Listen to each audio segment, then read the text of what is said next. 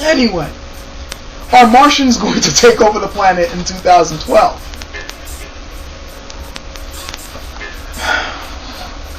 Alright, guys. Look. This whole 2012 shit is yet another attempt by human beings to go crazy over the end of the world. How many times has the end of the world been predicted? Over and over again? Where do I begin with this? There's so many aspects to this 2012 shit that is... Alright. The end of the world has been predicted a ridiculous number of times throughout recorded and even non-recorded history. Let's start with Jesus. Jesus told his disciples that the end of the world was nigh before they died. Well, he came and went, the disciples came and went, Earth's still here. John, before he died, and later on came with the whole book of Revelations that was supposed to dictate the end of the world, kind of modifying it from when, the disciples would all still be alive to kind of a little bit past that. He was, if you really look at Revelations, I know people love taking Revelations to mean, he's talking about way in the future. Oh look, the beast, that's actually America, and this, the lady who's been wounded, that was New York after 9/11. People, please! He was thinking of his days and times, alright? His days and times came and went. Earth, still here. Let's take another group that loved predicting the end of the world. The Jehovah's Witnesses. They came up with years as much as... I don't know, as a vain woman loves buying shoes. They came up with a year, coming up with a year at the end of the world was a dime a dozen for these people. It's like, they came up with a whole bunch of them, especially during the early 1900s. Those years came and went. Earth, still here. It blows my mind that this group of people are still around. The Jehovah's Witnesses pretty much made their career out of predicting the end of the world. World, still here, and yet there's still millions of Jehovah's Witnesses. What the fuck? If you want to further proof that human beings are truly a ridiculously stupid species, there it is. It also goes to show that that book called On Bullshit, which I forgot the name of the guy who wrote it right now, which is shameful, but it proves that book. People will bullshit themselves when faced with true evidence that goes against their beliefs. So now this leads me into 2012, yet the latest in the amount of years that were given for the end of the world. 1980 was given as an end of the world, the 1990, the 1991, 1996 I believe was another one given, 1999, then 2000. We're still here. Now 2012.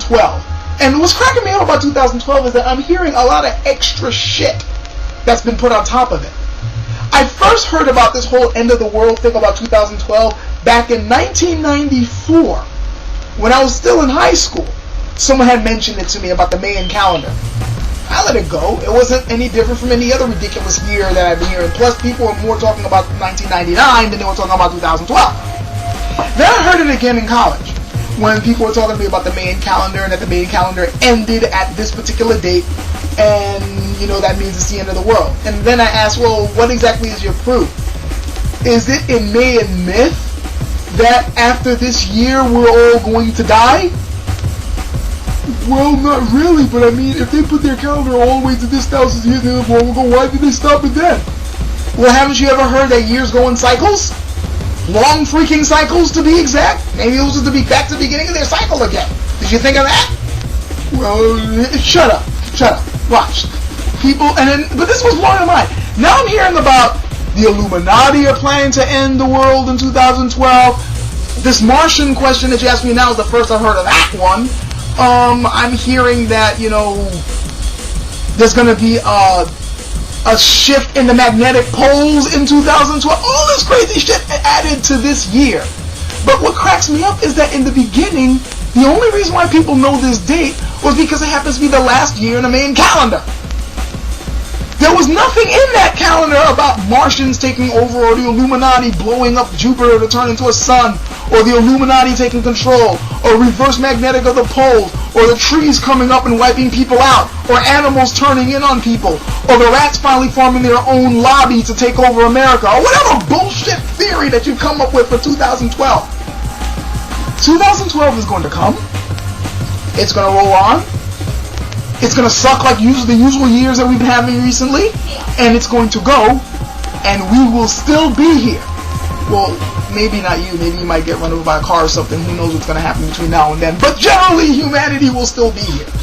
The only way I see us not being here after 2012 is if somebody decided to say, fuck it, I'm ending the world now, and they just start launching nuclear missiles.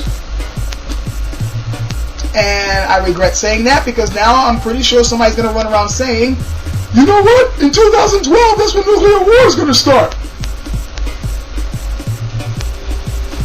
Humans. We love making this shit up.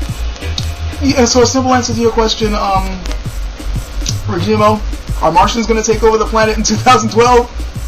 Oh, I know you were kidding with that question, but really, that 2012 thing is just a pet peeve of mine. It really is. I hope I'm pronouncing this right. Give Life Pimp 88 asks me, what are my thoughts on Karl Marx's philosophy? What are your thoughts on yours? On what? Yours. I don't read it, don't want to know about it. What are my thoughts on Karl Marx's philosophy? I like some points in it, but I think it's flawed.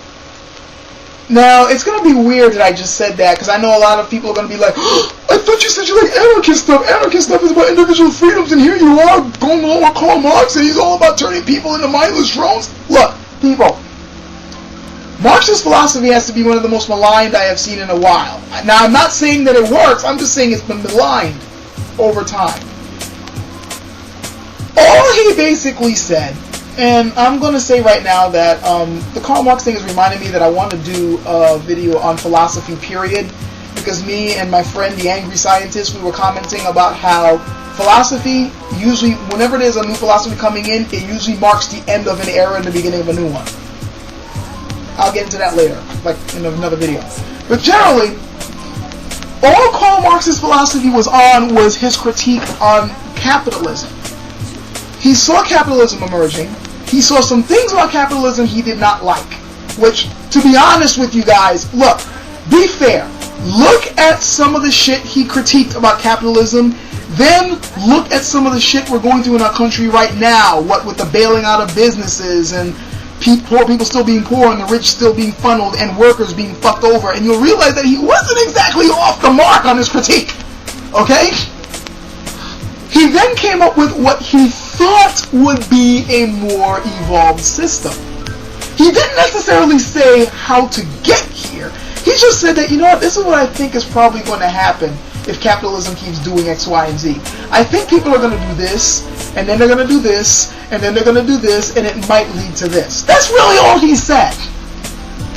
It's also worth noting that later on, when this philosophy really started to take off and people start calling themselves Marxists and socialists and communists and all that, that he separated from this group of people and basically said, I'm not with those motherfuckers. Those motherfuckers are crazy. I got nothing to do with it. When I see them, I cross the street. I don't know who these guys are. And he distanced himself from that movement because he realized they were fucking crazy. And they were taking his philosophies and just running amok with it. I'm going to just say this right now, and I think I mentioned this in another video, but this kind of leads into that. One of the biggest problems with Karl Marx's philosophies is that, once again, it kind of goes into what I said, the flaw of governments.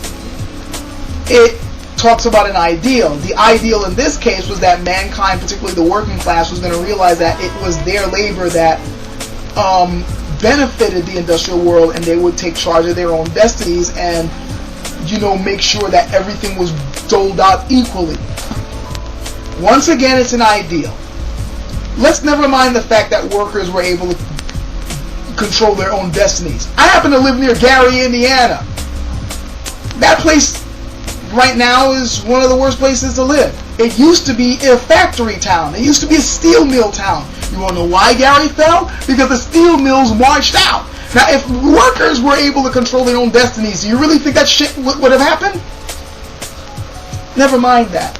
One of the biggest problems I've seen with the implementation of his philosophy is the fact that the people who have tried to implement his philosophy usually either didn't fully understand it, wanted to make it work for their own gain, or were trying to put it in wrong in the first place. Russia and the USSR is a damn good example of a group of people who just were not ready to try to implement a system like this.